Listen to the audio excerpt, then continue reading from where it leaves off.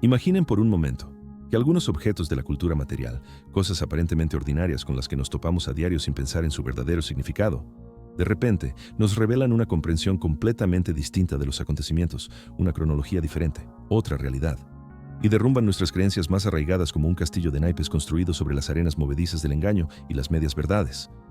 Pensemos, por ejemplo, en las estufas de hierro fundido del siglo XIX. Asombroso.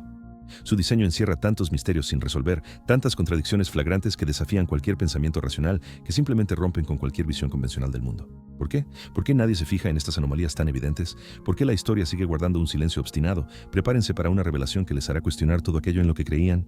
Estas estufas, estas verdaderas obras de arte de hierro fundido, sorprenden por su increíble, casi imposible, fundición para aquella época. Es tan fina, tan delicada, que parece haber sido creada no por humanos, sino por algún tipo de magos que dominaban secretos olvidados de la materia. Ponen en duda absolutamente todo: las tecnologías de la época, las capacidades de producción, el nivel de desarrollo de la ciencia y la ingeniería. Tan solo mírenlas con atención, examinen cada detalle, cada voluta. La simple observación detallada provoca la más profunda perplejidad.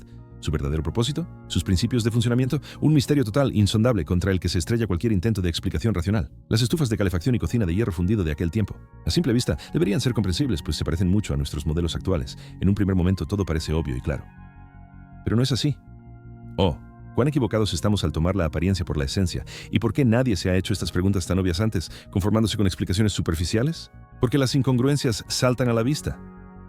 Vemos una portezuela para meter la leña, pero sus dimensiones a menudo no se corresponden con la longitud habitual de los leños. Es demasiado pequeña, demasiado incómoda para cargar el combustible al que estamos acostumbrados. Inténtenlo ustedes mismos. Es incómodo, no es práctico, es como si no estuviera diseñado para quemar leña común. Es un absurdo, una falta de lógica flagrante que debería haber llamado la atención de cualquiera. La presencia de un horno, un conducto para la salida de humos, todo parece un atributo estándar, habitual en cualquier estufa, que no suscita preguntas.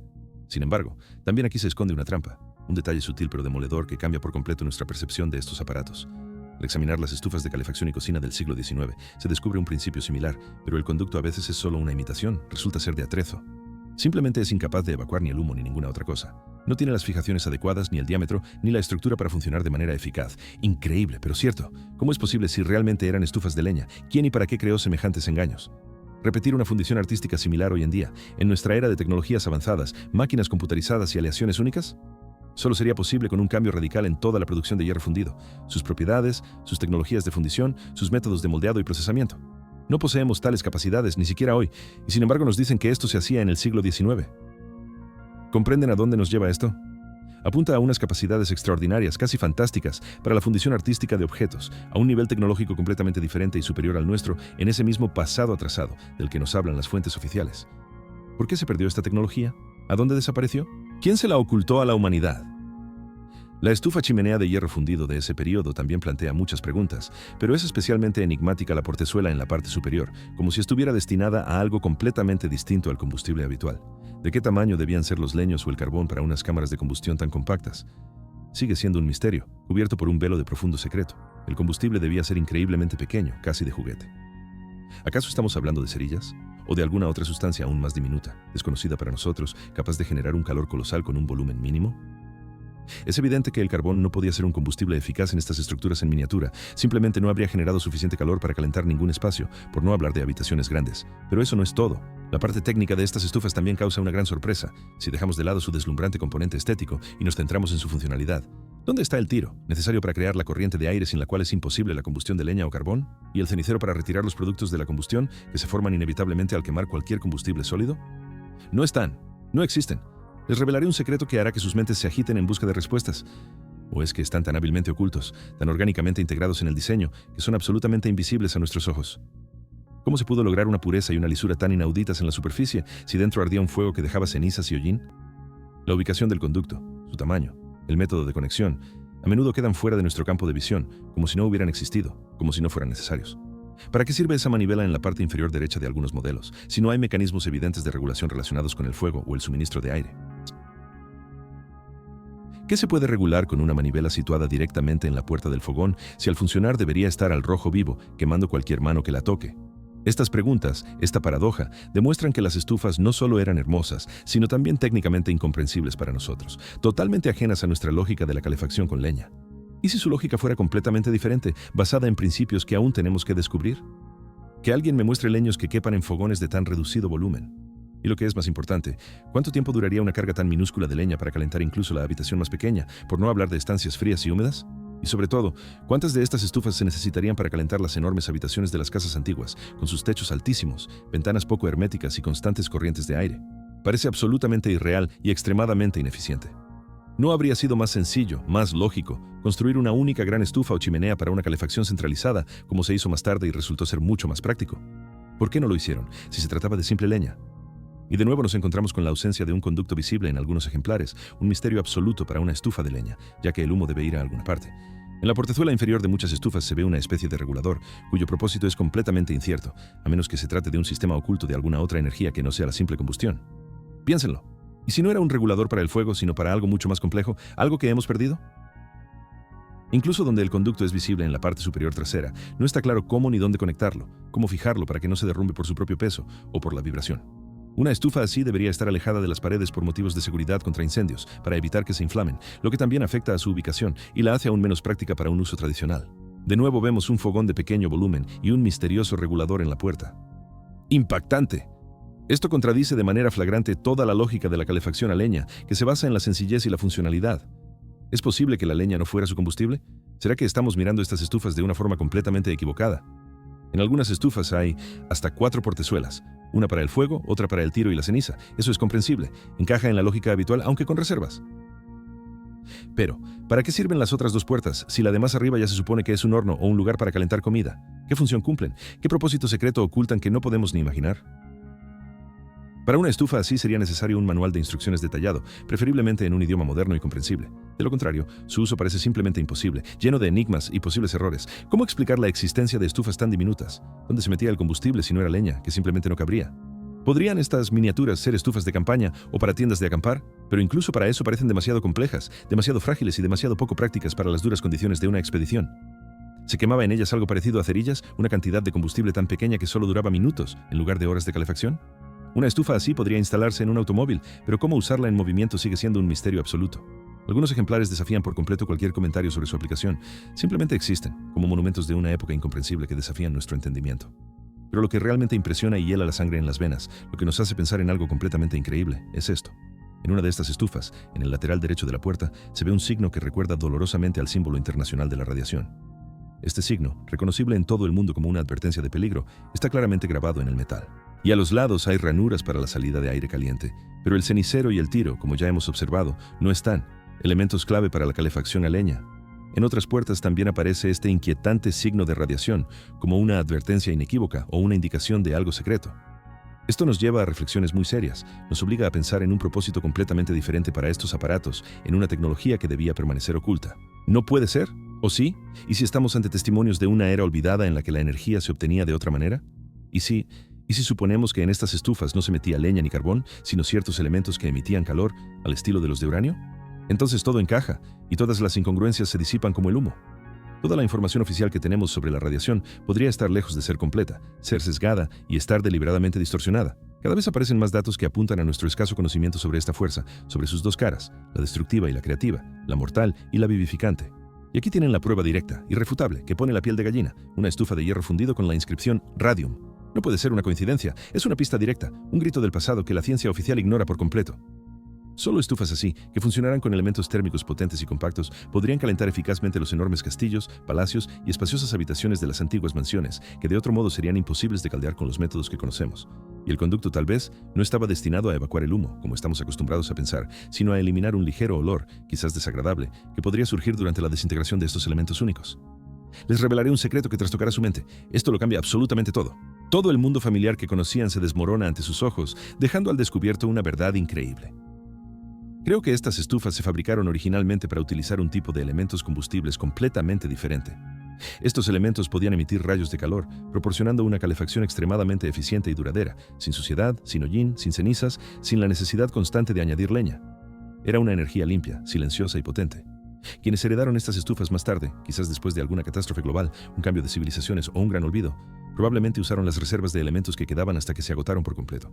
Y cuando las reservas se acabaron, cuando el secreto se perdió u ocultó, empezaron a apañarlas para que funcionaran con leña y carbón, intentando adaptar un sistema antiguo y de alta tecnología a necesidades primitivas, a métodos bárbaros de obtención de calor. Ahí está el truco. Por eso vemos estas construcciones absurdas e ilógicas que a primera vista parecen no tener sentido. Ahora ven la verdadera imagen. Lo mismo ocurre con las chimeneas de los antiguos castillos que, como sabe cualquiera que haya intentado usarlas, son extremadamente ineficaces con leña. En esencia, son simplemente enormes agujeros en la pared por los que se escapa más calor del que proporcionan. Su diseño a menudo es completamente inadecuado para hacer fuego en ellas. El humo vuelve constantemente a la habitación, irritando los ojos y los pulmones, convirtiendo el espacio en un ahumadero. La ineficaz evacuación de los gases de combustión hace que su uso con leña sea equivalente a encender una hoguera en medio del suelo, solo que con un marco bonito pero inútil. El coeficiente de rendimiento de tales chimeneas con leña es prácticamente nulo. Es una pura pérdida de calor, una corriente de aire constante y un malestar continuo. La cara arde por el calor mientras la espalda se congela, el clásico efecto de una chimenea de leña, bien conocido por cualquiera que haya intentado usarla. Entonces, ¿por qué las construían tan enormes, poco prácticas e inútiles si no era para la leña? La respuesta es obvia, si se mira desde un nuevo ángulo. Por supuesto, es posible que estas chimeneas no solo funcionaran con los elementos combustibles radiantes de los que hemos hablado, quizás también utilizaban la electricidad atmosférica, la energía libre, como fuente alternativa capaz de generar calor sin quemar combustible. Imaginen un mundo donde la energía se extrae directamente del aire. Simplemente las personas que heredaron este majestuoso legado, tras perder los elementos o las tecnologías originales, tuvieron que adaptarlas para la leña, creando esta construcción sin sentido que solo imitaba la función. ¿Por qué se nos ha ocultado esta información durante siglos? ¿A quién le beneficiaba? ¿Quién buscaba monopolizar el conocimiento y la energía? Estas preguntas deberían inquietarnos. El intento de adaptar para la leña un mecanismo que funcionaba con una tecnología diferente y más avanzada, no solo lo vemos en estufas y chimeneas. Es posible que del mismo radium o de un sistema energético similar funcionara también parte de la infraestructura, como por ejemplo el ferrocarril en Rusia. La velocidad de construcción del ferrocarril transiberiano sigue causando asombro y numerosas preguntas entre ingenieros e historiadores. En 13 años y medio, desde marzo de 1891 hasta septiembre de 1904, se tendió una vía férrea ininterrumpida a través de un enorme continente. Una hazaña increíble, simplemente impensable para aquella época, en la que no había ni maquinaria moderna ni recursos suficientes.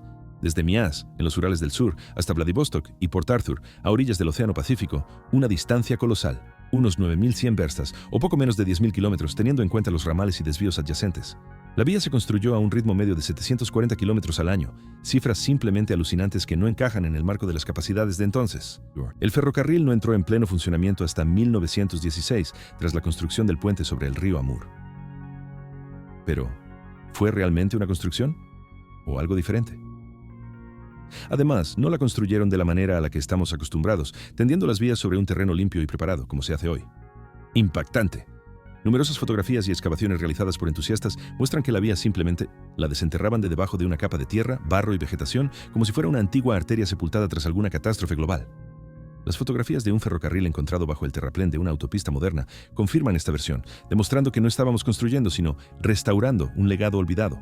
Tendemos a creer que las locomotoras de vapor, o más correctamente las locomotoras, fueron diseñadas originalmente para quemar carbón o leña. Pero si así fuera, todo el sistema de mantenimiento técnico y avituallamiento de combustible y agua debería haber estado completamente pensado y no ser una simple imitación. Pero, ¿vemos eso? ¿Dónde está esa lógica, esa previsión en la organización de los depósitos de combustible y las aguadas que deberían haber estado a cada paso? Para una persona moderna, una locomotora de vapor así parece mucho más compleja que una locomotora eléctrica moderna o incluso un reactor nuclear. Su diseño resulta impactante por su excesiva complejidad. La multitud de tubos, válvulas, manómetros y reguladores atestiguan una complejidad de ingeniería increíble, comparable a un mecanismo de relojería de la más fina precisión o incluso a una nave espacial. El tren de rodaje de la locomotora, sus numerosos componentes móviles, requerían la más alta maestría y conocimientos por parte de los maquinistas, verdaderos virtuosos en su oficio. Solo personas con una enorme experiencia laboral y un vasto bagaje de conocimientos podían convertirse en maquinistas de tales locomotoras. Su formación llevaba años, era toda una ciencia. Por cierto, en los submarinos nucleares se utiliza un motor similar, de vapor, pero calentado de otra manera. La única diferencia es que se calienta por la radiación de la fisión del uranio. Quizás para estas locomotoras también se planeó originalmente otro tipo de calentador, similar al radium, y no simplemente leña ardiendo. Increíble, pero es un hecho que nos hace dudar de toda la versión oficial. ¿Están dispuestos a aceptar esta versión que derrumba una imagen construida durante siglos?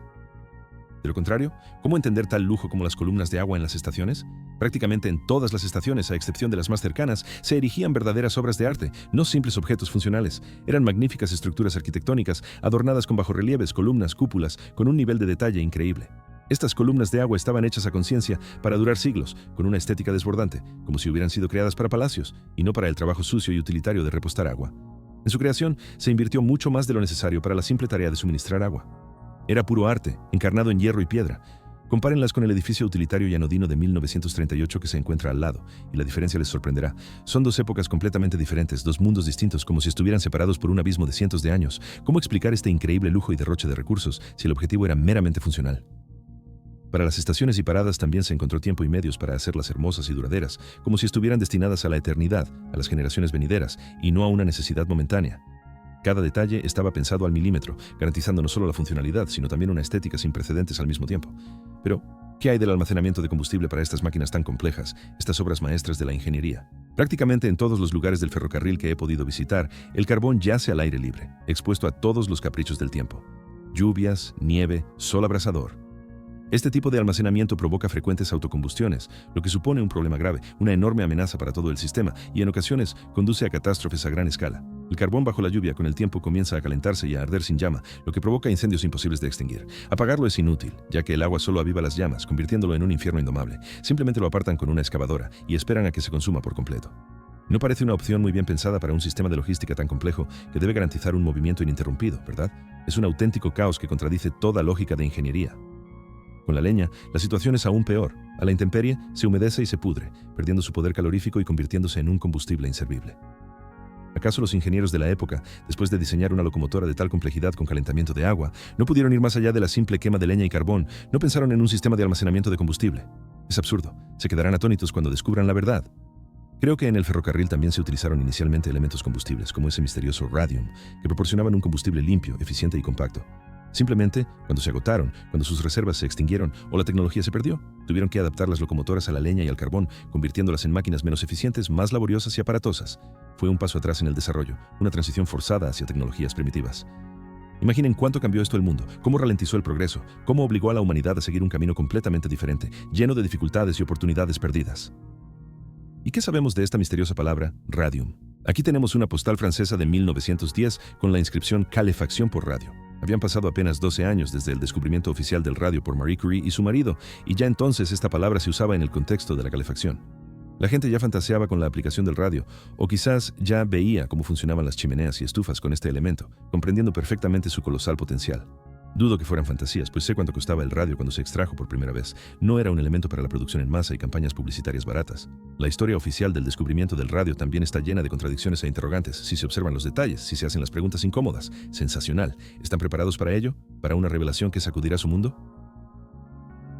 En 1898, el matrimonio Pierre Curie y Marie Skłodowska-Curie descubrieron dos elementos que emitían rayos, cambiando para siempre la ciencia y nuestra comprensión del mundo. Uno, descubierto en julio, fue llamado polonio, en honor a la patria de Marie, Polonia. El segundo elemento, hallado en diciembre, lo llamaron radio, del latín radius, que significa rayo. La historia oficial afirma que lo hicieron en condiciones terribles, casi inhumanas, en un cobertizo destartalado con suelo de tierra, sufriendo pobreza y privaciones.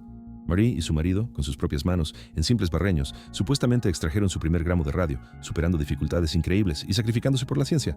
Luego, según esta leyenda, murieron de enfermedad por radiación y fueron enterrados en ataúdes de plomo que no pueden abrirse durante 1000 años para no exponer al mundo al peligro de la radiación. Este es precisamente el relato desgarrador, lleno de dramatismo y abnegación, que quedó grabado en nuestra memoria tras las lecciones escolares, arraigado en nuestra conciencia como una verdad inamovible. Es mentira. No puede ser. Nos han estado engañando. Sin embargo, ahora podemos ver esta historia de una manera completamente diferente, si dejamos de lado los prejuicios, si nos permitimos dudar de la versión oficial. Resulta que Pierre Curie no murió de enfermedad por radiación como nos contaron, murió atropellado por un carro de caballos que apareció de repente en la calle, como salido de la nada. Me parece que no fue una casualidad, no fue un simple accidente trágico. Si uno se entera de con quién se relacionaban él y su esposa, qué círculos poderosos estaban detrás de ellos, interesados en sus descubrimientos y en su silencio, la eliminación de un testigo, ¿acaso sus conocimientos eran tan peligrosos que tuvieron que hacerlo callar?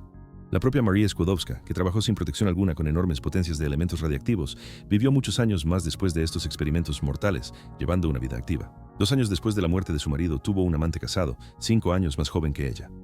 Un detalle sorprendente y escandaloso para una víctima de la radiación exhausta y moribunda. Al parecer, 12 años trabajando con uranio, radio y polonio sin protección no afectaron en absoluto a su libido, su vitalidad y su capacidad para una vida plena y apasionada. ¿Qué significa esto? Si no es que la radiación con la que trabajaba era completamente diferente, segura, o que ella sabía algo que nos han ocultado. En la fotografía vemos a su segunda hija, Eva, a quien Marie dio a luz mientras llevaba en el pecho un frasco con 1 gramo de radio, como si fuera un talismán, un amuleto. Este frasco le servía de lámpara de noche, emitiendo una luz suave y fascinante. Imagínenlo. Vivir junto a tal fuente de luz, sabiendo que 1 gramo de radio emite tanto como 1 tonelada de mineral de uranio. Al ver estas fotos, recuerden que un gramo de radio emite tanto como una tonelada de mineral de uranio y que esta radiación se consideraba mortalmente peligrosa. Pero la segunda hija de Marie, Eva, vivió 103 años, lo que refuta por completo la tesis sobre la letalidad del radio, sobre su influencia inevitable y fatal en los organismos vivos. Y la propia Marie, llevando consigo un recipiente con una radiación equivalente a una novena parte de toda la liberada en la central de Chernóbil, vivió 66 años y dio a luz a hijas absolutamente sanas y hermosas, lo que contradice el mito de las mutaciones y la esterilidad que nos han inculcado tan insistentemente para sembrar el miedo. ¿Por qué nos mintieron sobre Marie Curie y la radiación? ¿A quién le beneficiaba? Ahora leamos la historia oficial para entender qué se necesitaba para obtener un gramo de radio puro. Se requerían 100 cisternas de agua y 5 vagones de diversos productos químicos. Además, 100 vagones de carbón y, lo más importante, varios vagones de mineral de uranio. Era toda una industria que exigía recursos y mano de obra colosales.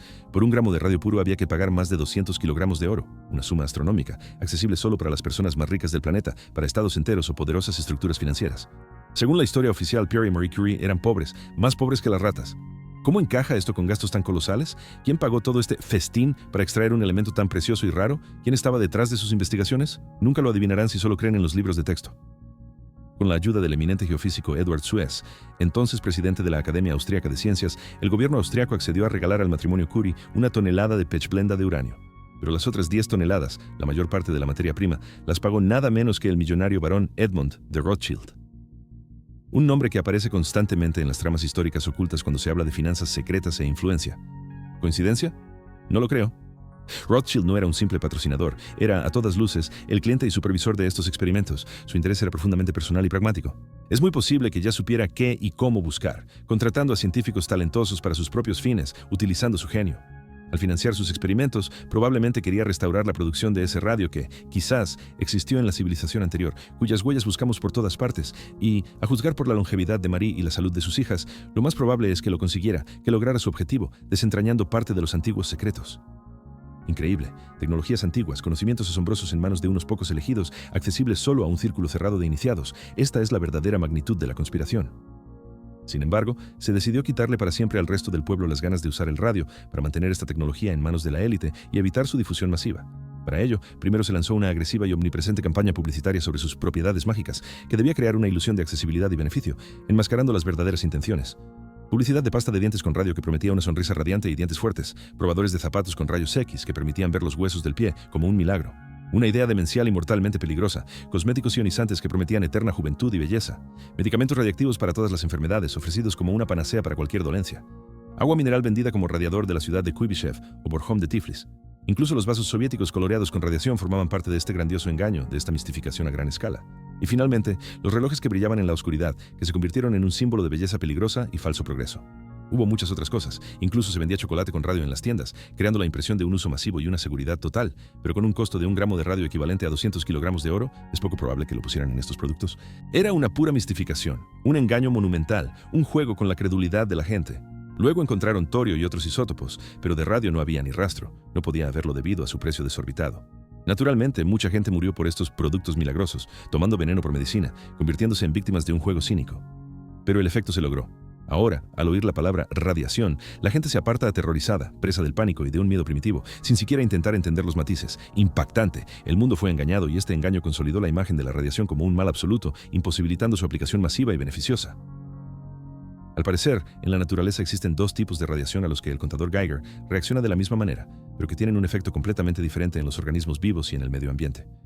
Un tipo lo vimos en los primeros días de la catástrofe de la central nuclear de Chernóbil, cuando la gente se consumía en cuestión de horas, aterrorizando al mundo entero y generando un miedo universal.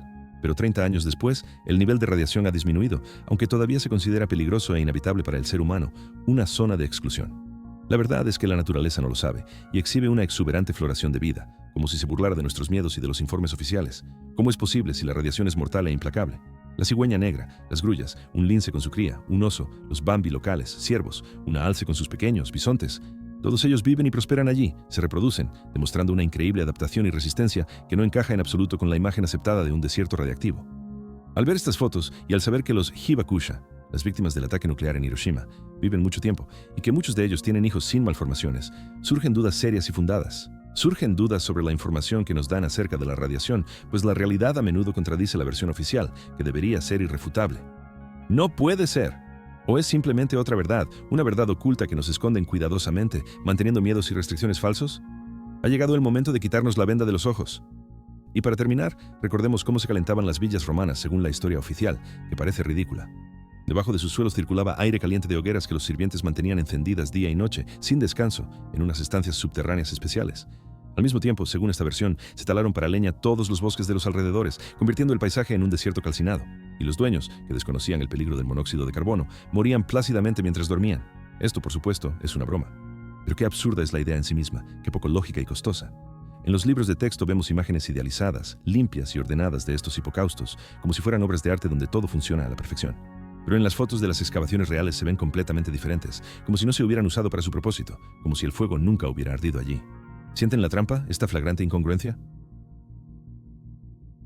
Los suelos calefactados de las villas deberían tener un aspecto similar al de los esquemas, negros de hollín, cubiertos de carbonilla y ceniza, como el fondo de un horno viejo.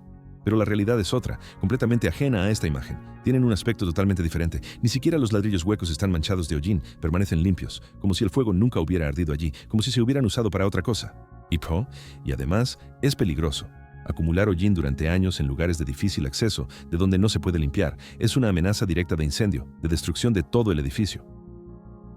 Como suele ocurrir con las chimeneas y los conductos de humo sin limpiar, el hollín se prende y se produce un incendio que destruye la casa hasta los cimientos.